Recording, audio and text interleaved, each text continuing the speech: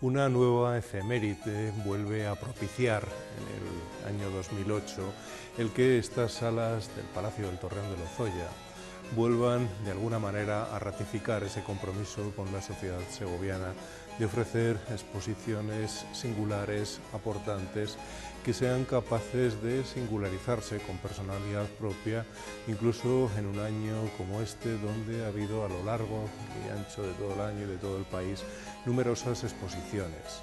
Hemos buscado un proyecto singular y aportante para una ocasión especial, como es la celebración en este 2008 del bicentenario de la Guerra de la Independencia, un acontecimiento que tiene de alguna manera una importante ligazón con Segovia a través de la Real Academia de Artillería, de la que un día salieron dos de las grandes personalidades de estos acontecimientos, Luis Daoiz y Pedro Velarde. Es por ello que queríamos ofrecer a la sociedad segoviana una exposición que fuera singular, que fuera aportante, que fuera distinta incluso a todo ese gran conjunto de exposiciones que se han desarrollado por todo el país, como decía, y además que tuviera una personalidad propia también dentro de los numerosos actos y actividades que se han desgranado a lo largo de este 2008 en la ciudad Cila, en la provincia de Segovia. Este proyecto que ahora ve la luz y que vamos a recorrer no es otro que la Guerra de la Independencia, una visión desde el romanticismo, un proyecto para el que hemos contado con la voluntad y con la complicidad del Ministerio de Cultura y desde luego también con la complicidad muy importante del Museo Romántico de Madrid, que nos ha permitido disfrutar de sus fondos antes de su reapertura. La presente exposición nos acerca a la Guerra de la Independencia y a sus consecuencias, presentándonos aquel acontecimiento bélico a través de los ojos de la generación posterior a la guerra, la generación de los románticos. No en vano, el romanticismo fue un movimiento estético y cultural que contribuyó de manera definitiva a crear todo el mito que rodeó a este acontecimiento patriótico que dejó una huella profunda en la historia de España y que tenía un valor de enseñanza para el futuro. A través de esta exposición analizaremos las causas desencadenantes del conflicto, sus hitos y mitos principales, así como la sociedad y las tensiones políticas que surgieron en España durante el reinado de Fernando VII, restablecido en el poder a la terminación de la guerra. Habrá que tener en cuenta como punto de partida la actitud romántica de decepción ante el fracaso de la Revolución Francesa y ante la traición de Napoleón a sus principios y a sus ideales democráticos, pasando de ser un libertador de Europa a un tirano imperialista que puso a toda Europa en guerra, dejando tras de sí a todo un continente sumido en el más profundo antagonismo entre absolutistas y liberales.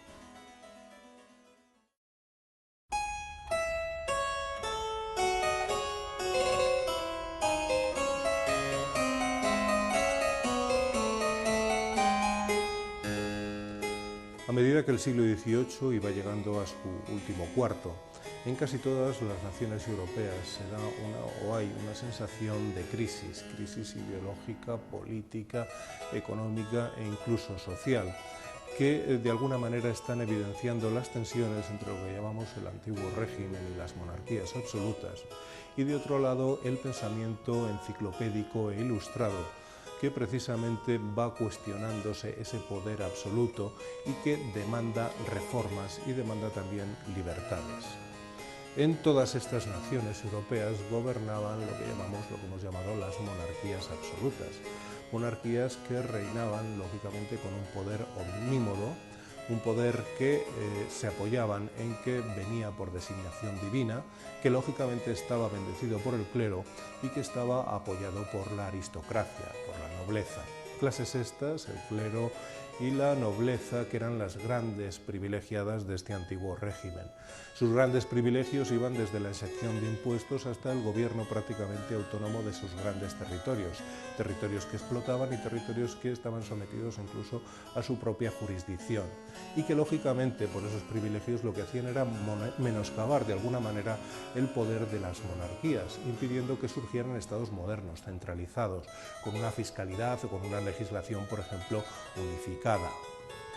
Hay que decir también que para desastre de estas economías y desastre de estos estados, sus monarcas estaban continuamente enfrascados en grandes guerras que lógicamente propiciaban gravosísimos gastos, a lo que se unían también el sentido de lujo de las cortes de este momento, un sentido de lujo que lógicamente origina también para el Estado unos gastos enormes, inmensos.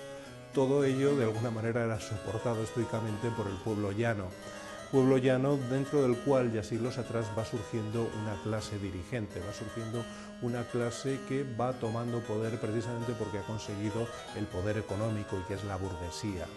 Esta burguesía ya en este momento aspira a más, no solamente ya va teniendo el poder económico en algunos estados importantes como Francia, sino también ahora lo que aspira es a dar el salto a la política, demandando libertades y demandando leyes que de alguna manera frenen ese poder absoluto. Esta ideología es el germen de lo que llamamos el liberalismo.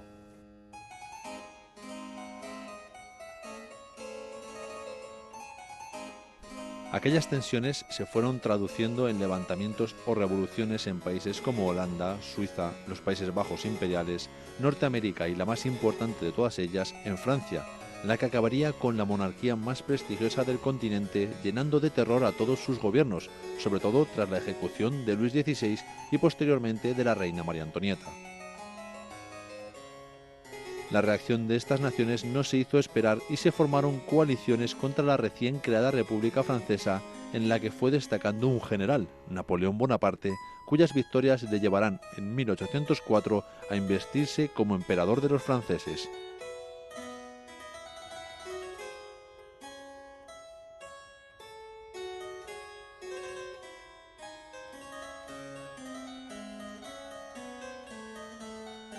Entretanto, en España gobernaba el monarca Carlos IV, un hombre del que tenemos la imagen de alguien débil, bonachón, más preocupado por la caza, por los asuntos de coleccionar relojes, que realmente por lo importante que eran los asuntos de gobierno, que dejaba en manos del favorito de su esposa, de la reina María Luisa, que no era otro que Manuel Godoy.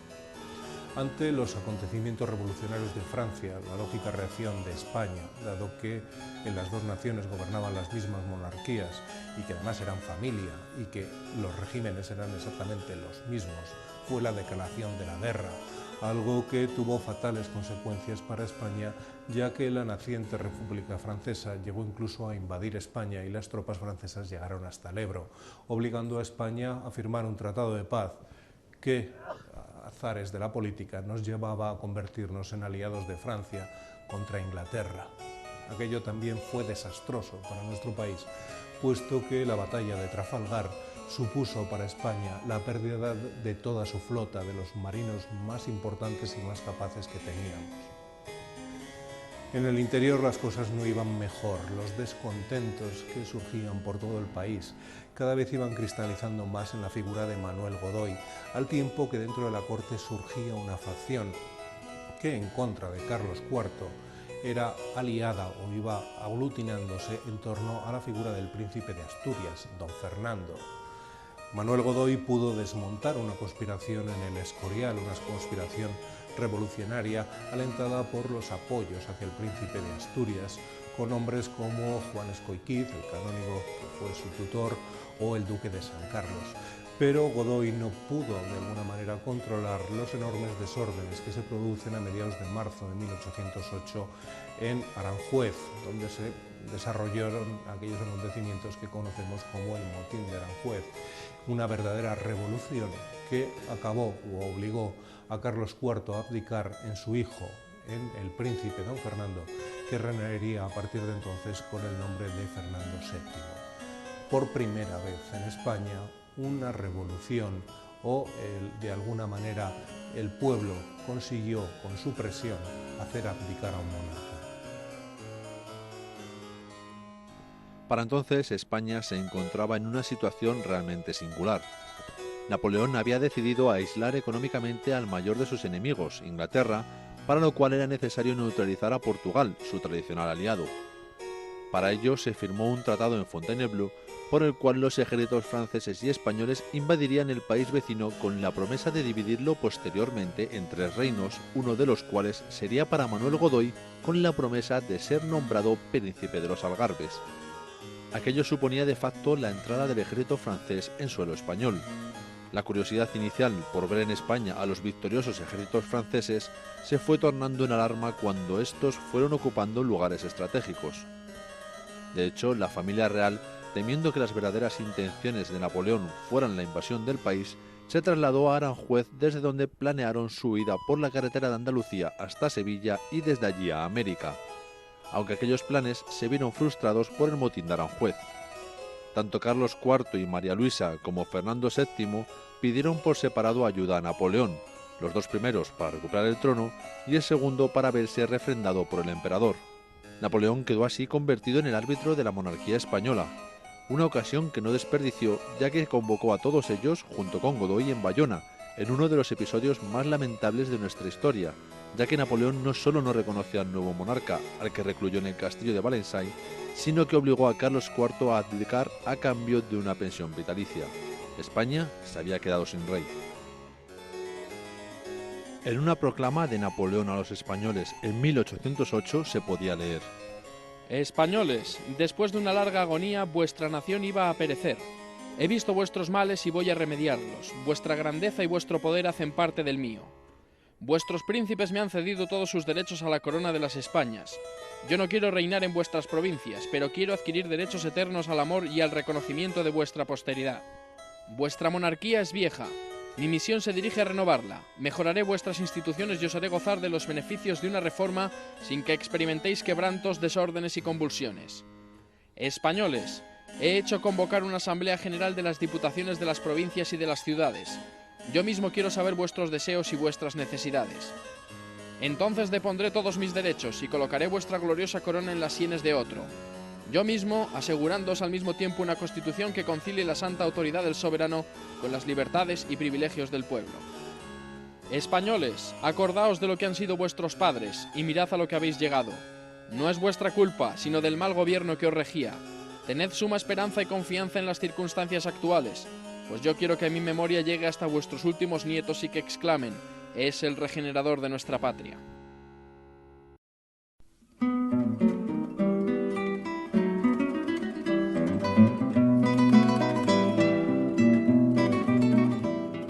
Ante tan extraña situación, una sensación de inquietud se fue apoderando de los españoles y así nos situamos en la mañana del 2 de mayo.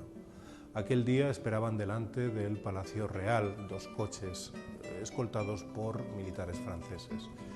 Estaban esperando a llevarse fuera de España a los 2 últimos representantes de la familia real que quedaban en el Palacio Real de Madrid. De un lado la reina de Etruria, la destronada hermana de Carlos IV, y de otro lado el hijo de este, el infante Francisco de Paula.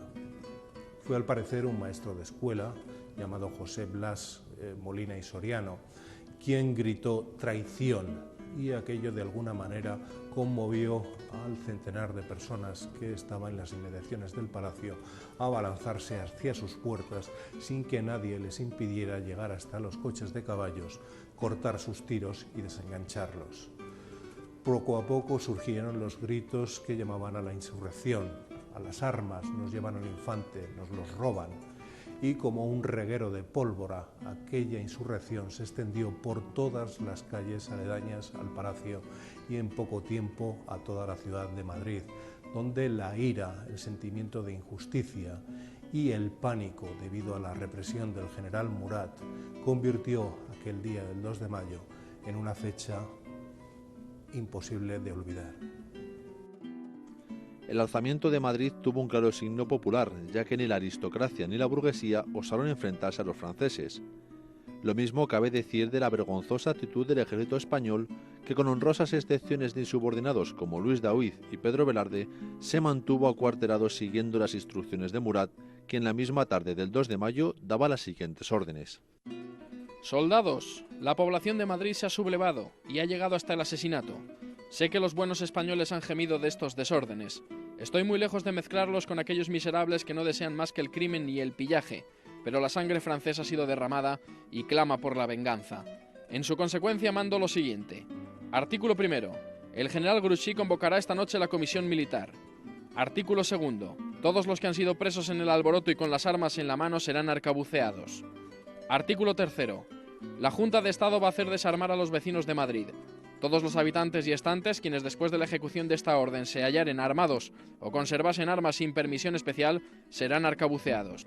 Artículo 4. Toda reunión de más de 8 personas será considerada como junta sediciosa y deshecha por la fusilería.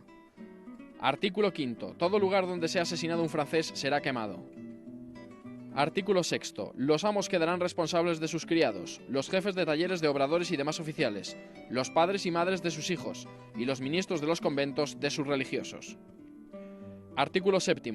Los autores, vendedores y distribuidores de libelos impresos o manuscritos, provocando a la sedición, serán considerados como unos agentes de la Inglaterra y arcabuceados. Al mismo tiempo que Murat redactaba estas órdenes, fugitivos que huían de las matanzas de Madrid hacían llegar las noticias del levantamiento, y Andrés Torrejón, alcalde de la pequeña villa de Móstoles, dictaba una proclama a sus vecinos instándoles a tomar las armas. Era la primera declaración de guerra contra el invasor de la patria. Los prisioneros serían fusilados por los franceses al día siguiente en una orgía de sangre que tuvo lugar en las tapias del convento de Jesús en el Buen Retiro, en las orillas del río, en la Casa de Campo, en Leganitos, en Santa Bárbara, en la Puerta de Segovia, en Buen Suceso y en la Montaña del Príncipe Pío, durando hasta las 4 de la mañana. España estaba en guerra.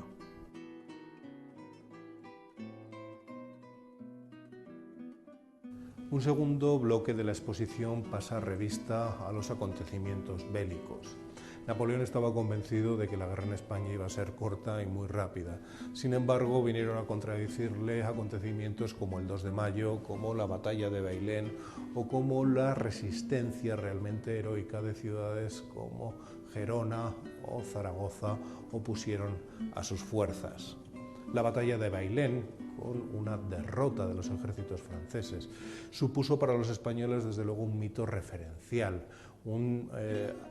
la demostración palpable, no solamente a los españoles sino a toda Europa, de que los ejércitos napoleónicos no eran invencibles.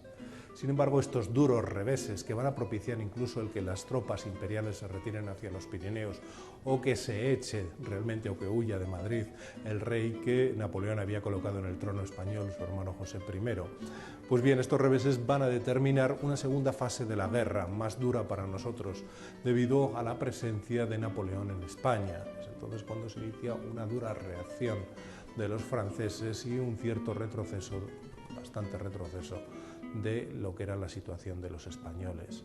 Una situación que va a ir cambiando a medida que vamos entrando en el año 1812, año en el que las campañas en Rusia obligan a Napoleón a salir de España y generan una situación que es aprovechada por las potencias aliadas de España en esta guerra, Portugal e Inglaterra sobre todo, para reaccionar frente a los franceses y conseguir amplias victorias, alguna tan determinante como la batalla de Vitoria en 1813, que de alguna manera es el principio del fin de la guerra.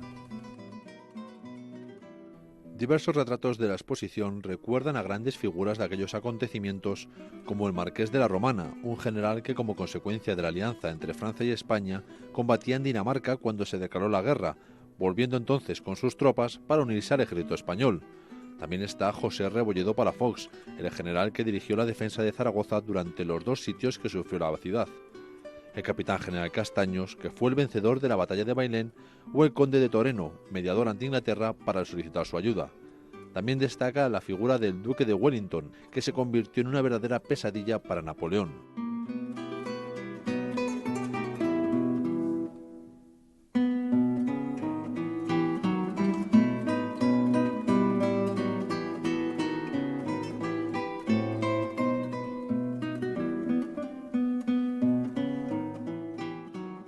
Junto a la guerra desarrollada por el ejército, hubo otras modalidades de combatir que supusieron un enorme desgaste para el ejército francés.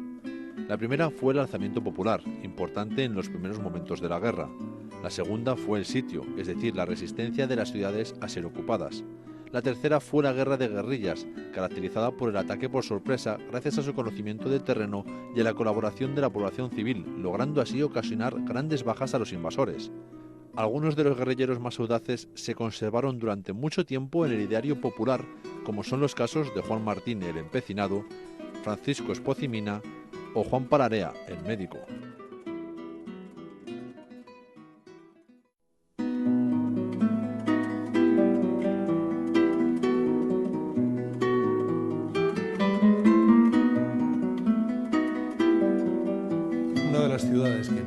Tenazmente resistió a los franceses fue la ciudad de Cádiz. Allí en 1812 se aprobaba nuestra primera constitución, aquella que fue conocida como la Pepa y que significaba, desde luego, la introducción de la vida democrática en nuestro país por vez primera. En esa constitución los diputados expresaron de forma absolutamente nítida que la soberanía no residía en la monarquía, sino en la nación. La Constitución de 1812 integraba en la vida española hechos insólitos. Era la democracia, era el poder elegir anualmente a nuestros alcaldes, a nuestros regidores. Hacía, desde luego, una auténtica revolución en materia legislativa. Se hablaba de los derechos del acusado, se abolía la tortura y se abolía también algo tan anacrónico y tan terrible como era el Santo Oficio. Cuando llega Fernando VII, todas estas libertades van a su fin momentáneo, ya que nada más pasar la frontera, antes de llegar a Valencia, se le entregan dos documentos bien distintos. De un lado, un ejemplar de la Constitución de 1812, instándole, lógicamente, a constituir una monarquía constitucional, y de otro, un manifiesto firmado por 69 diputados absolutistas, instándole a recibir el poder al modo del antiguo régimen, de nuevo la vuelta a la monarquía absoluta. Lógicamente, viendo aquella expresión a su favor, que llegó hasta el punto del ridículo porque su entrada en Valencia la hizo en un carro tirado por sus más fervientes y radicales partidarios, Fernando VII optó por volver a la monarquía absoluta. Él se había dado cuenta de que en España se le había convertido en una víctima de Napoleón. Era el deseado, era el rey encarcelado en el exilio. Muy pocos sabían de su cárcel absolutamente lujosa en el castillo de Malensay. Muy pocos sabían de los enormes gastos en fuegos artificiales cada vez que Fernando VII celebraba el cumpleaños del emperador o cada una de sus victorias. Pocos sabían que incluso había solicitado la mano de una dama imperial. Con Fernando VII se había un reinado terrible, un reinado cuyas consecuencias llegan hasta hoy. En España se abrió un abismo entre dos formas de pensar, entre dos formas de concebir qué era España y qué debía ser. El 12 de abril de 1814, Fernando VII recibía el llamado Manifiesto de los Persas, que hacía referencia a la costumbre que tenían de celebrar 5 días de anarquía tras la muerte de un rey. Ese manifiesto equiparaba esa anarquía con los días del liberalismo, instando al rey a volver al antiguo régimen, a la monarquía absoluta. El día 5 de mayo, Fernando VII iniciaba desde Valencia su marcha triunfal hacia Madrid en medio del entusiasmo popular exaltado por el clero. Los jefes del ejército, la única fuerza que podía oponerse a la restauración del absolutismo, juraron obediencia al monarca y así, la noche del 10 de mayo, el general Eguía, capitán general de Castilla, hizo ocupar con sus soldados las Cortes. Su presidente, Antonio Joaquín Pérez, era uno de los signatarios del Manifiesto de los Persas y, por supuesto, no presentó ninguna oposición. Poco después comenzaron los arrestos y las detenciones de los más destacados defensores de la Constitución, miembros de la regencia, ministros o diputados, y el 11 de mayo, en un acto, llamemos espontáneo, se destruía el monumento erigido en honor a la Constitución de Cádiz, una acción vandálica que pronto se vería imitada en el resto del país. Un día antes de su partida hacia Madrid, esto es lo que declaraba un real decreto en nombre del soberano. Conformándome con las decididas y generales demostraciones de la voluntad de mis pueblos, y por ser ellas justas y fundadas, declaro aquella Constitución y tales decretos nulos y de ningún valor ni efecto, ahora ni en tiempo alguno, como si no hubieran pasado jamás tales actos y se quitasen de en medio del tiempo.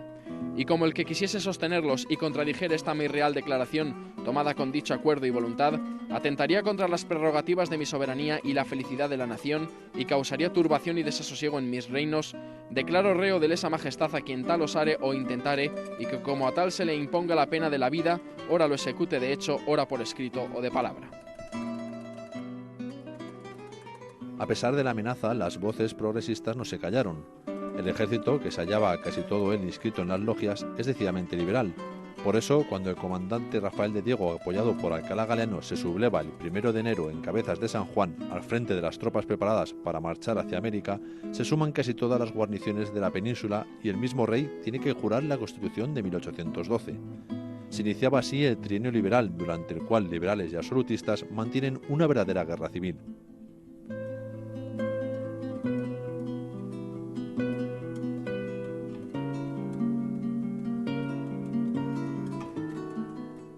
Fernando VII suplicó entonces ayuda a la Santa Alianza, un grupo de autodefensa configurado por las monarquías absolutistas europeas, de las que conseguiría una fuerza militar, los 100.000 hijos de San Luis, con la que volvió al poder absoluto.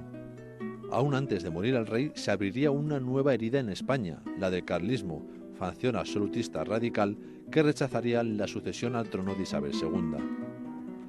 A la muerte de Fernando VII en 1833, el balance de su reinado era desastroso: anarquía interior, hacienda arruinada y pérdida del imperio colonial del que solo se conservaban Cuba y Filipinas.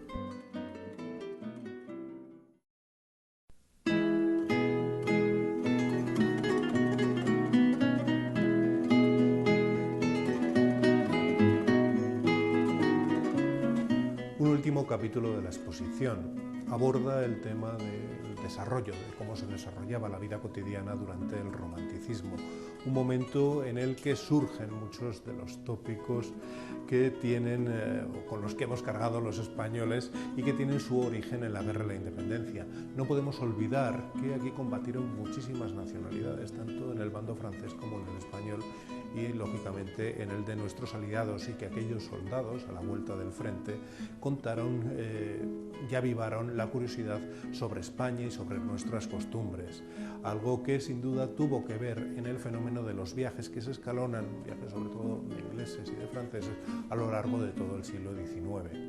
Y es entonces cuando surge esa etiqueta de lo español como un lugar ingobernable de los españoles fanáticos, muy religiosos. No hay que olvidar que la Inquisición y el Santo Oficio vuelve con Fernando VII. Es entonces cuando se pergeña esa España temeraria, donde da miedo viajar porque está plagada de bandoleros, un fenómeno que tiene su origen en las guerrillas, y es un fenómeno también donde, por contrapartida, el viajero puede disfrutar de las corridas de toros o de los bailes como el bolero que describían muchísimos viajeros ingleses.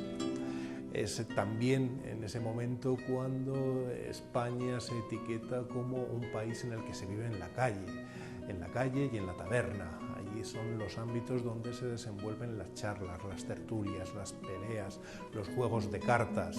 Un país presidido sobre todo por los tipos populares, un tanto castizos, chulescos, que tienen o que cristalizan de alguna manera en sus grandes protagonistas, que son el majo y la maja, que son estereotipos donde se afirma lo español, lo genuinamente español, frente a lo extranjerizante, e incluso también lo genuinamente español y popular frente a las clases pudientes, más abiertas a las costumbres extranjerizantes y por tanto más cosmopolitas, tanto en sus costumbres como en su indumentaria. Hasta aquí nuestro recorrido por esta exposición, que ha buscado proporcionar una magnífica ocasión para reflexionar sobre los mitos creados durante y con posterioridad a la Guerra de la Independencia, ya que, como hemos visto, una vez terminada, hubo un especial interés por mantener en la memoria colectiva los horrores cometidos por los franceses. El conflicto no solo suscitó el primer brote de nacionalismo español, sino que dio lugar a una verdadera guerra civil que acabó con el proceso de la Ilustración del siglo XVIII, marcando con ello vivamente toda la centuria siguiente. La Guerra de la Independencia generó un dilema de difícil solución: la modernidad y el progreso de los afrancesados de una parte, o la tradición y el patriotismo de la otra. Como sabemos, ganó esta última vía, algo que marcó vivamente el descontento romántico. A mediados del siglo XIX, el filósofo Jaime Balmes describía ya la escisión entre las dos Españas, la del pasado y la del porvenir, la de mesoneros romanos y la de Larra.